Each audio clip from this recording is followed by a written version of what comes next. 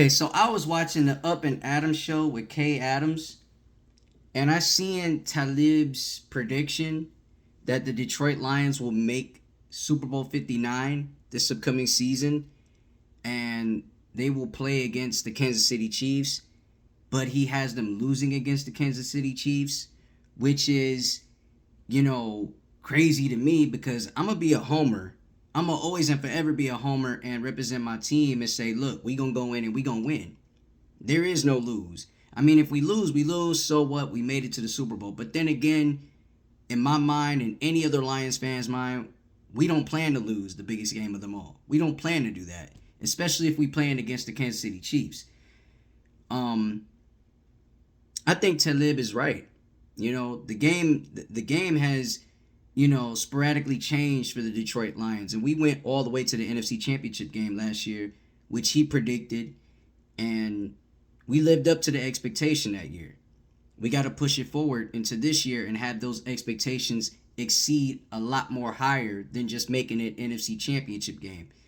I mean, would it be cool to make it to the NFC Championship game? Yes, but you want to go further and you want to win it all. And you don't want to sit there and lay down for Patrick Mahomes and have the Chiefs run through you. That's not going to happen to us. And yeah, for some odd reason, everybody expects history from them. Everybody expects them to three-peat. Everybody's watching them and keeping their eyes glued on what the Kansas City Chiefs will do this year. They have a nice roster. They have a nice offense with Hollywood Brown, Xavier Worthy, Isaiah Pacheco, Travis Kelce. And then you got a future Hall of Fame quarterback like Patrick Mahomes and a nice head coach with Andy Reid. I got to, tip my hat off to him for, great things he's accomplished and the things he has done over there at Chiefs Kingdom. But when you look at our team, we are the future of the NFL. We are the future of the NFC. We are the up and coming, rising Detroit Lions that you should never overlook. I mean, especially the way we played week one against the Chiefs, it showcased that, hey, with or without Kelce, we're a threat to you. We can beat you. It doesn't matter if it's a 1 o'clock game, doesn't matter if it's a 4 p.m. game, doesn't matter if it's a primetime game. We can beat you. We can beat you. The whole world knows it, the NFL world know it, and I know it. A lot of NFL fans from around the league know it.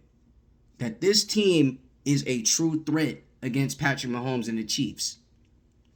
Let me bring up a stat right here. Jared Goff is 2-0 against Patrick Mahomes. Even when he was playing with the Rams, he got Mahomes beat by his own number, by the beat of his own drum. You know what I'm saying? So you can't sit here and say, in your mind or anyone else's mind, to say, oh, well, that's just regular season.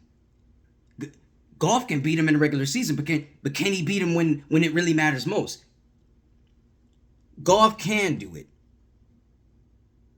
Yes, did he come up short with the LA Rams and made the playoffs and lose to Tom Brady and the New England Patriots? Yes, he did. Yes, he did. But that was a minor setback. Set up for a big-time comeback when you get traded to the Detroit Lions and you're one of the pillars to help this Detroit Lions team become a playoff team down the road in the long run. That is a beautiful thing for Goff. Him coming here to Detroit has become a blossom, a flower blossom, if you may say. And that flower blossom is like a rose. And Jared Goff is the rose that has blossomed here in Detroit. Everyone's loved him. Everyone's cheering him on. He has the trust of Dan Campbell. He has the trust of Ben Johnson. He has the trust of everyone in the coaching staff to put this team where it needs to be. And where it wants to be, need to be, however you want to word it, is a championship run. It's a championship run. It's a Super Bowl window. Those implications are real. Those aspirations that everyone talks about is the real deal. We are one of the top 4 teams that everyone in the NFC is gunning for. And we have a target on our back, but we ain't running. We ain't running from that target. We ain't running from the challenge. We accept that challenge. from anyone that stands in our way. We accept your challenge. That's how I feel about it. So we got to get the job done. Unfinished business starts now. It doesn't start later. It starts now. So with all due respect, Talib, we're going to win that thing. We're going to win the championship. All right? We're going to do it. We're not going to let a three-peat happen.